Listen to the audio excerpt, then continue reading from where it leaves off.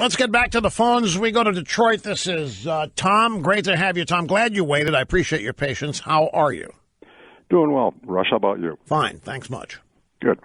I've got a concern about what the sheriff down in Florida is asking for as far as, I guess, lack of a better term, combing the web and bringing in people because of comments they posted or may have posted, thought that they posted. I think what eventually is going to happen is what happened with the FISA court. There's going to be an abuse there, and it's a serious abuse. I'd like your comment on that. That's a good point. Well, let's look at the FISA, since you bring that up. We now have a dossier that, to this day, remains unverified and uncorroborated. And it was used to secure a warrant to spy on Carter Page, and its primary purpose was to get Donald Trump. And the judge at the FISA court may have been misled. We don't know. We don't know yet whether the judge was told it was paid for by Hillary Clinton or not.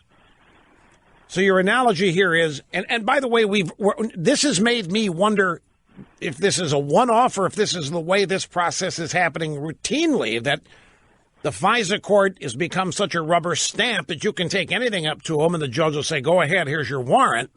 I mean, if they can get a warrant on an uncorroborated, unverified piece of garbage like this thing is, then what other warrants have been granted that may not have any real backup? So your point is that is just as dangerous as a sheriff in Florida being able to go pull a kid out of his house and put him in an institution simply because what the kid's written and posted on YouTube. Or not even what he may have written, but what other people have written about him. Like the bullying. You get 3-4 kids that don't like Johnny. And so they pick on Johnny and they fabricate stories that gets them in trouble. Well, we know that happens too. A lot of stuff's made up. Speaking of which, I can attest to that personally. Exactly.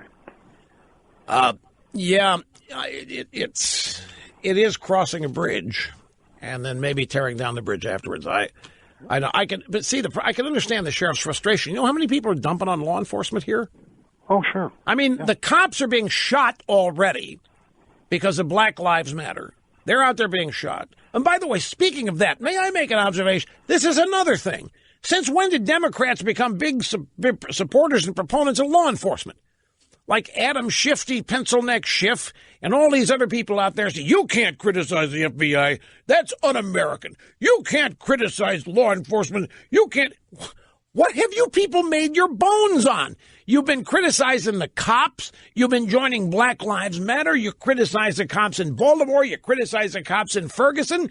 You people on the Democrat side have made a career now out of trying to convince people the cops everywhere are corrupt.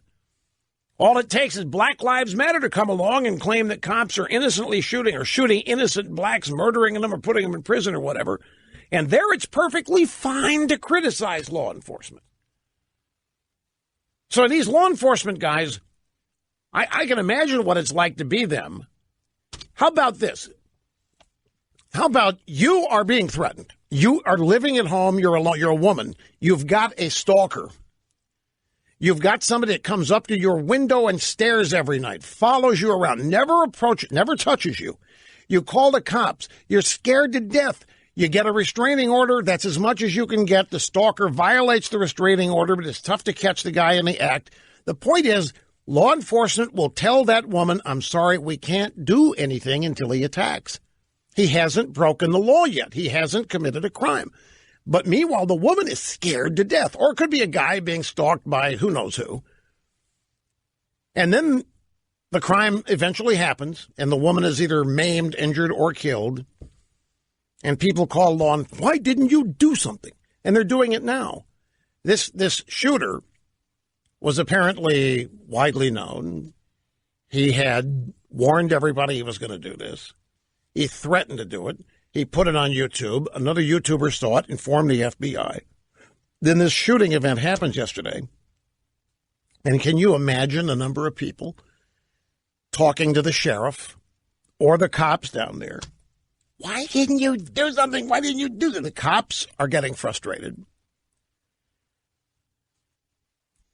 If you, let's put it in human terms, if you're in law enforcement or anywhere and you had enough data that you trusted, that made you genuinely scared something like this could happen,